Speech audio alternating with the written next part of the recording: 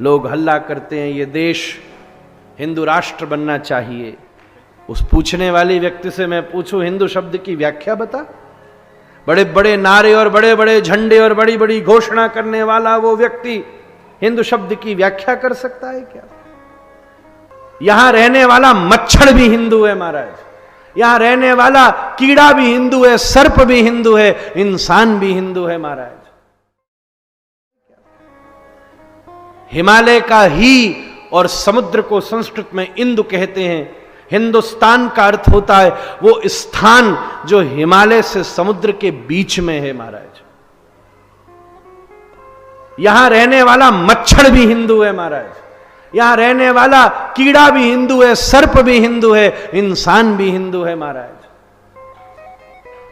कोई एक संस्कृति विशेष का अर्थ नहीं है। यही हिंदू शादी है। दक्षिण में अलग तरीके से होती है, दक्षिण के विद्वान बैठे।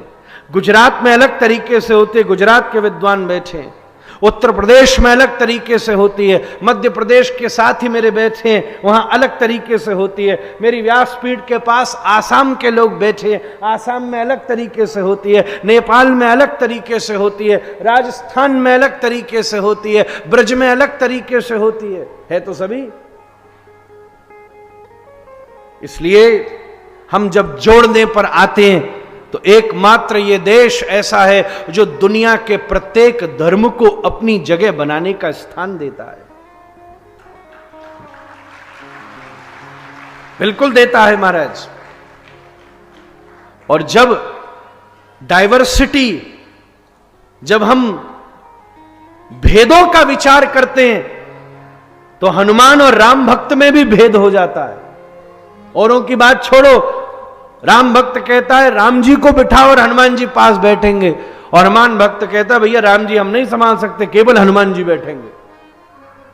जब हम भेद की बात करते तो यह हरिद्वार है कि हरिद्वार है, इसी में विवाद हो जाता है।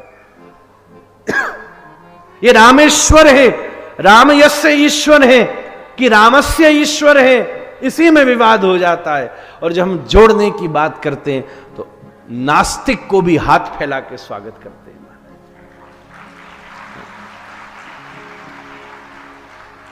सब बन सकते हैं, क्यों नहीं बन सकता महाराज? अगर कोई राष्ट्र, ये एकमात्र किसी भी धर्म का प्रभाव होगा महाराज, अगर ये राष्ट्र ईसाई राष्ट्र बनेगा तो केवल गिरजाघर बनेंगे और पुस्तक के नाम पर बाइबल को ही अधिकृत किया जाएगा। पर अगर ये हिंदू राष्ट्र बनेगा तो मंदिर भी बनेंगे, गिरजाघरों को भी जगह दी जाएगी, मस्जिदों को भी जगह दी जाएगी, गीता भी रखी जाएगी, भागवत भी रखी जाएगी, रामायण भी रखी जाएगी। किसी की इच्छा हो तो दुकानों पर बाइबल भी मिलेगी। कोई कुरान भी समझना चाहता हो तो पढ़ सकता है, मैंने पढ़ी है महाराज। उसका कारण था कि मैं विदेश में जब पढ़ता था उस समय मेरा जो साथी था वो रियाद का था, वो रोज लाता था। मैं बचपन में कॉन्वेंट का विद्यार्थी हूं जिसमें अनिवार्यता से बाइबल के भी कोर्स को पढ़ाया जाता था, इसलिए कुछ पन्ने मैंने उसके भी पढ़े हैं। और मेरे गुरु और परिवार की कृपा है कि मैंने वेद सनातन धर्म के भी शास्त्रों का अध्ययन किया है। ये काम केवल हिंदू ही कर सकता है, और तो काफिर और हेल कह करके इस पूरी सभ्यता को बर्बाद कर सकते थे।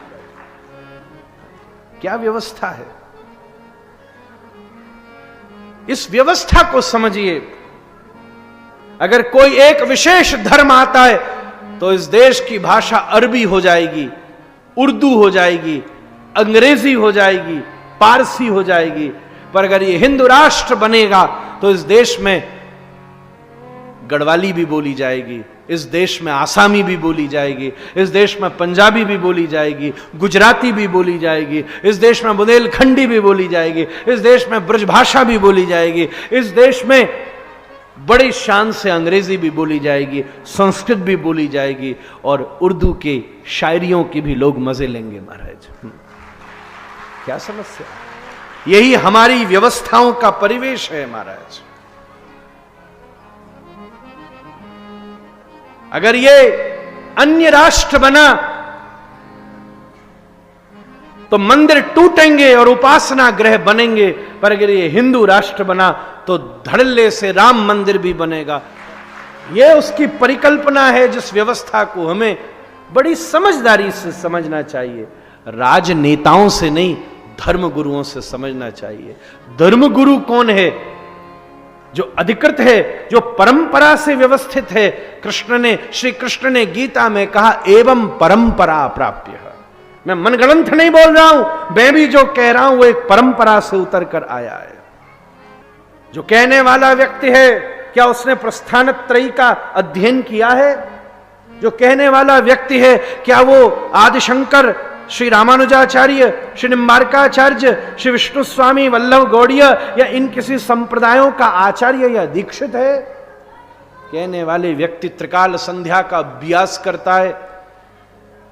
ये सब उसकी क्वालिफिकेशन है महाराज। एक डॉक्टर भी अपने नाम के नीचे लिखता है एमडी, एमएस, एमबीबीएस। केवल डॉक्टर पढ़कर और दांत वाले को आंख दिखाने चले जाओगे तो हथौड़ी मारेगा सीधी महाराज। कैसे काम चलेगा? क्या वकील को दिल का दर्द दिखाने जाओगे? वो तो बड़ा और देगा, भाई ये धारा लग गई है। डॉक्टर के पास जाओगे तो वो कहेगा तुम्हारे दिल की धारा ढीली है, भाई मैं खोलूं।